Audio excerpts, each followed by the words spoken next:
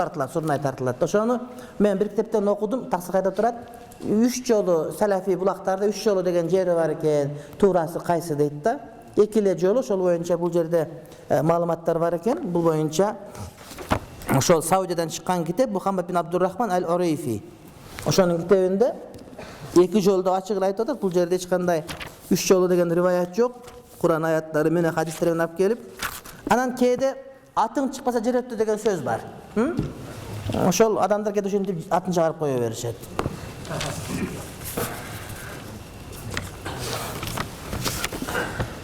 Bizde bazar korgonda жаңгак токойдо bizge bölüngön ülüşübüz bar. Жалпысынан 40 tüp жаңгак жана жылда күздө барып терип алабыз.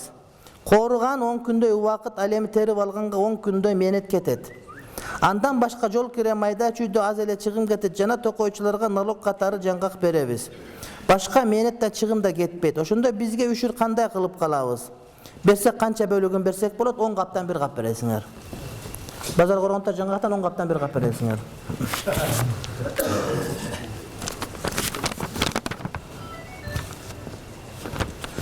Археология илими шариатта кандай каралат? Бул багытта алектенсе болобу? Адамдардын сөөктөрүн казууга туура келет. Мыйзам боюнча жерди жеке менчикке өткөрүүдө трансформация башка мамлекеттик органдар менен бирге археологдордун да чечими керек болот. Ал жерде тарых эстеликтердин бар же жок экендиги да изилденген соң. Ушуга байланыштуу бизге кайрылышат. Мамлекет бул тармакты каржылабагандыгына байланыштуу буйрутмачылар өздөрү кызмат акысын төлөөгө туура келет, а биз болсо адис катары чечим чыгарып беребиз. Биздин уюм жеке уюм болуп эсептелет. Алган акчабыз адалдыгы кандай? Адал акча. Эгерде иш табасилердикиндей болсо. Анткени шарият боюнча eski жерлерди барып ошолорду казып иштеткенге болот да. Маркум көмүлгөндөн кийин, акыр көлүк көмүлгөндөн кийин 25 жылдан кийин эгерде зарылчылык болсо, эксплуатацияга берилсе болот жерлер иштеткенге. Зарылчылык болсо. Демек ошол себептен иштетсеңер болот силер. Анан бирок ошону кесип кылып алып, ушу каяктагы бир мазарларды кыдырып барып, сөөктөрүн кыдырып жүргөн, анда бир аз маселе болуш ыктымалы бар, бирок силердики зарылчылык себептен акчаңар адал иншалла. Эки башка жамааттагы кыз менен жигит баш койсо кандай болот? Мисалы, таблик жамааттагы жигит менен нурчулар жамаатындагы кыз. Суроодо болгон кемчиликтерден кечирим суроо менен терең ыраазычылык сизге устаз дейт. Сурооңузда катасы жок, аябай туура. Катасы жок, ката окугандай бара каталам мен. Негизи нике жүрө берет, никеде айып жок. Бирок эки жамаат бири-бирине, мындай бир жамааттагылар үйлөнсө ынтымак көп болот да, үлфөт көп болот. Анткени мен эки жамааттан үйлөн ажырашып кеткендерди көрдүм. Көбүрөөчү даватчы менен салафилер үйлөнгөндө ажырашып кеткен үй-бүлөлөрдү көрдүм да. Биринин китебин кыргызгандарды көрдүм. Китептер эки жака тизилип калганын көрдүм. Анан акырында 3-4 бала ажырашып кеткендерди көрдүм. Ошон үчүн жамаат менен үйлөнгөн жакшы экен. Тең менен тезек кабыл менен. Ошо баары мусулман.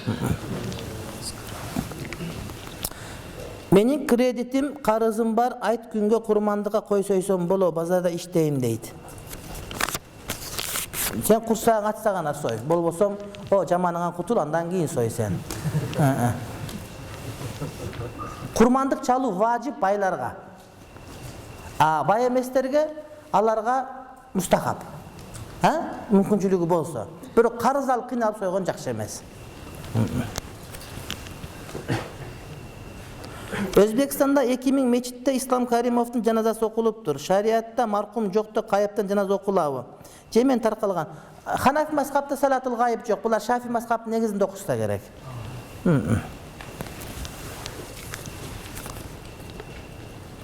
Биз аялым экөөбүз Россияга иштегени баратабыз, бирок жолдо сакалчандарды көп убакыт кармап, таможняда кыйнашат экен. Автобустун водители сакалыңды алып кыскартып, анан кыйналбай барасың деп айтып, мен сакалымды алсамбы деп жатам. Биздин акчабыз болгондо самолет менен барат элек, мен аялымдын автобустагылардын баары кыйналып калабы дейм. Эгер чында ошондой болсо кыскартасың, ооба. Жан багышың парз. Анан сен калып кетип, аялың кетип калып, андан бетер ахафу дарарин, эки зыяндын жеңилдирээкин тандап алыш керек болот. Ошон үчүн дароо кырып бербей, жумурткадай кылып кыскарткычын, бар өстүрүп аласың.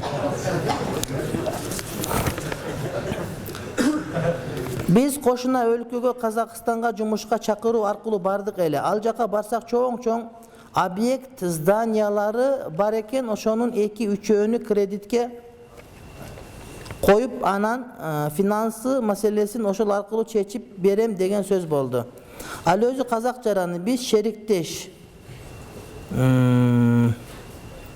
катары бардык иштин жоопкерчилигин мойнубузга алуу эле. Биз кыргыз жараны, биздин шариятты өкүмүбүз кандай болуп калат? Алдын ала жооп бериңизге Аллах разы болсун дейт. Мен бул телефонду өзүнө жооп берем, телефону бар экен, анткени бир нерселер сурашым керек болот да. Буга мен чалам иншалла. Эртең чалам, ода ойлоп атам. Асан болдубу? Азанчы. Дамла балагатка жете элек, маркумга садака сооптор жетеби? Кандай жетет дейт. Аларга садака сооп деле берилбейт. Негизи анткени булар жаннатта деп эсептейбиз, мусулмандын балдары иншалла. Бирок зыян тийбейт иншалла болсо. Ошону бидат кылып албаш керек. Жаш балдарга Кур'ан окуп, жаш балдарга башка бир нерсе кылып, ал ошо биз окутканыбыз бечарага жардам болсун деген, ал бейиши болсо анан кийин эмне кыйналасың. Мусулман кишиге кымбат автоунаа алганга болобу? Болот, эгер адал болсо. Болот, адал болсо. Ибнул Кайимдин Таалим ва Мутааллим тарика деген китеп орус тилинде бар экен, ошону окуса болобу? Мутааллим тарика. Мен бул китебин билбейт экенмин, Ибнул Кайимдин китептерин издеп көрөйүн, алып кел мага көрүп көрөйүн, анан болсо айтам ошого жараша иншалла. Амин. Раббана атина фид дунья хасана ва фил ахирати хасана ва кина азабан-нар. Аллах субханаху ва таала намаздарыбызды кабыл кылсын, окуган акыйда илимдерибизди туура түшүнүп, туура этикад кылып, башкаларга жеткиргенди Кудайым насип кылсын. Кудай Таалам адашып жүргөндөргө хидаят берсин, Кудайым шерменде кылбасын, Кудай Таалам бейиш насип кылган болсун. Раббана атина фид дунья хасана ва фил ахирати хасана ва кина азабан-нар. Амин. Бирахматика я архамар рахимин.